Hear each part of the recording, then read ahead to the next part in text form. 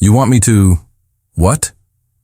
Emma Pearson nearly spilled her coffee across the pristine white tablecloth. The bustling New York cafe faded into background noise as she stared at the impeccably dressed man sitting across from her. Jackson Hayes, tech mogul and number 3 on Forbes' 30 Under 30 list, didn't even blink. His steel blue eyes remained fixed on her face as he repeated his outrageous proposition. I'm offering you $5 million to marry me for 1 year. No strings attached. When the year is over, we get a quiet divorce, and you walk away with the money. Emma's heart hammered against her ribs. $5 million would change everything. Her student loans from veterinary school, her mother's medical bills, the animal shelter she dreamed of opening.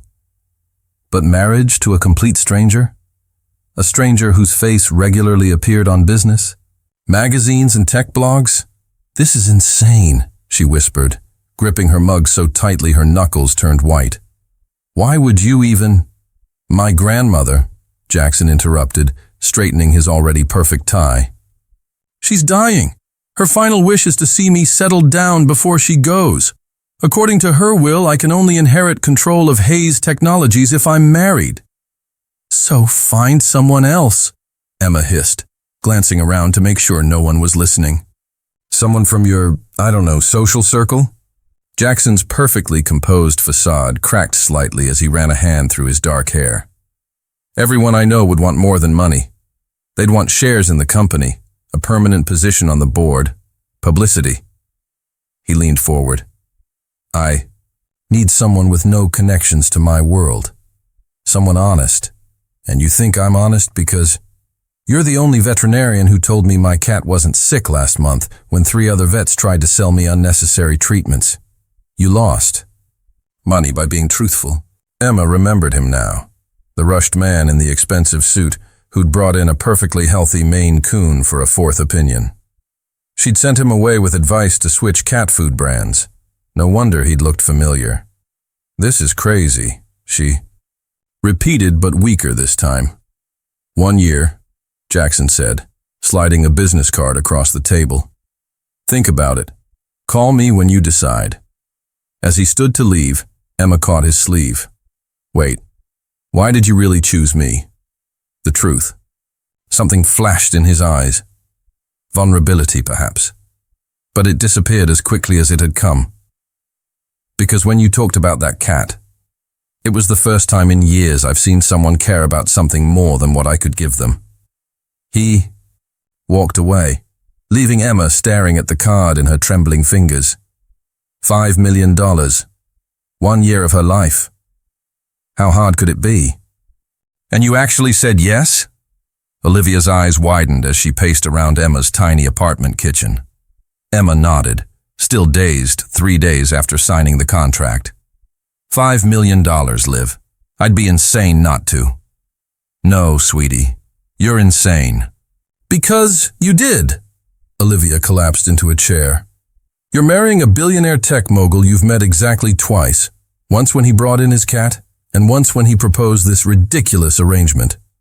It's a business deal, Emma insisted, though her stomach fluttered with anxiety. Tomorrow she would move into Jackson's penthouse.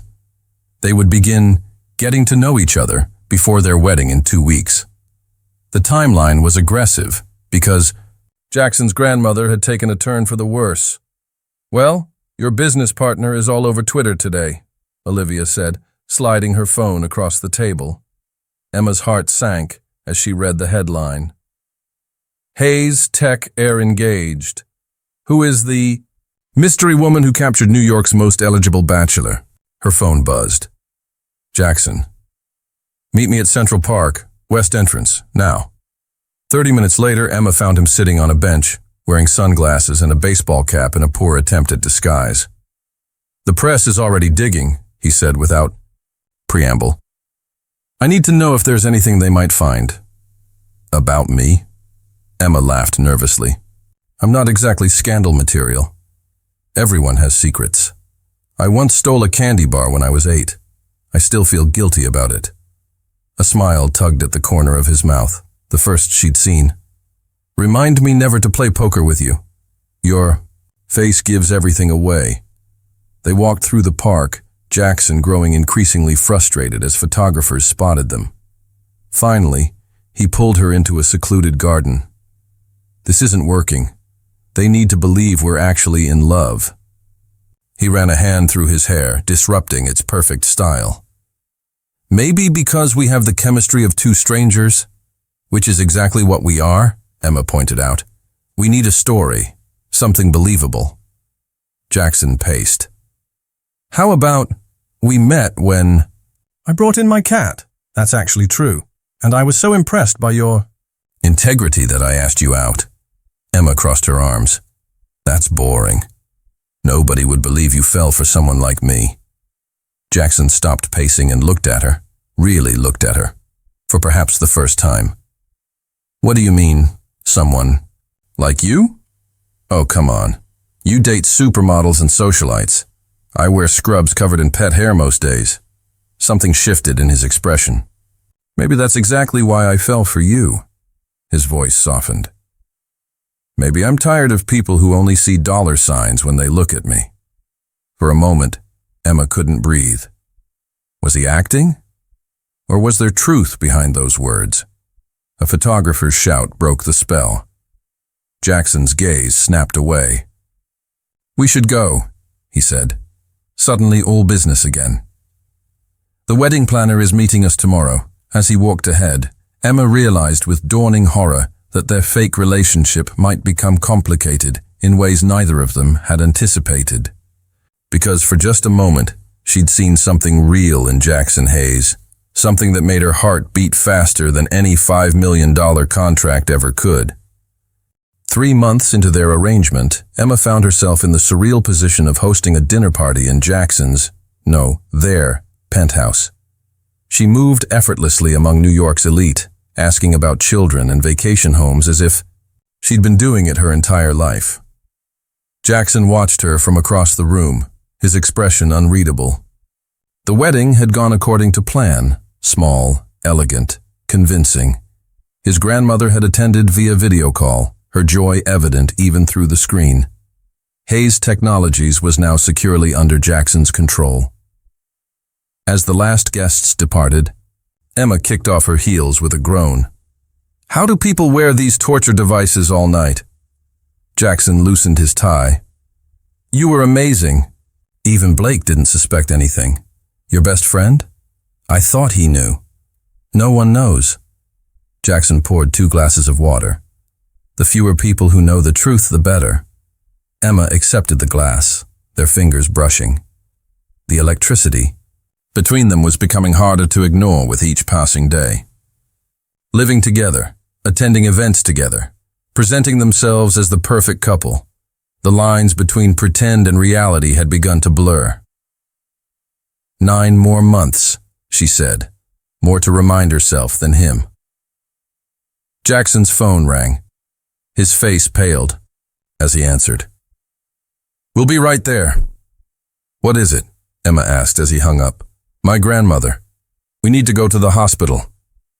At the hospital, they found Eleanor Hayes conscious but frail. Her eyes lit up when she saw them. My dears, she whispered. Come closer. Jackson took her hand, genuine grief on his face. Emma stood awkwardly beside him, an imposter in this intimate family moment. Emma, Eleanor beckoned her closer. You've made my grandson happier than I've seen him in years. I can rest easy knowing he has you. Guilt crashed over Emma like a wave. This kind woman was dying believing a lie.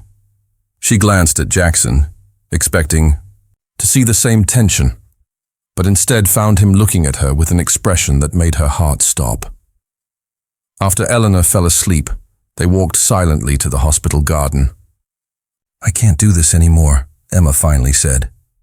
Your grandmother deserves better. You deserve better than a fake wife. What if it wasn't fake? Jackson's voice was barely audible. Emma stared at him. What? These past months with you? He struggled for words, a first for the eloquent CEO. You've changed everything. The way you care about people, animals, even strangers. The way you laugh at my terrible jokes. How you're the only person who calls me on my nonsense. Jackson, I know this started as a business arrangement, but I'm falling in love with you, Emma. Real love. Emma's vision blurred with tears. This isn't part of our contract. Tear up the contract. Keep the money. I don't care. Or walk away from both. Just tell me if there's any chance you might feel something too. The moment stretched between them, fragile and infinite. I do, she whispered. God help me, I do. His kiss was nothing like their staged wedding kiss. This was real, tender, a promise. 1 year later, they renewed their vows, this time with no contracts, no arrangements, just love. Emma used her $1 million payout to open her animal shelter, with Jackson as a very hands-on volunteer. Eleanor, who had rallied against all odds, watched proudly from the front row. As they danced at their reception, Jackson whispered, "Best business deal I ever made," Emma laughed. "For a smart businessman, you should know I would have married you for much less. And I would have paid much more," he replied, holding her close as they swayed under the stars, no longer pretending.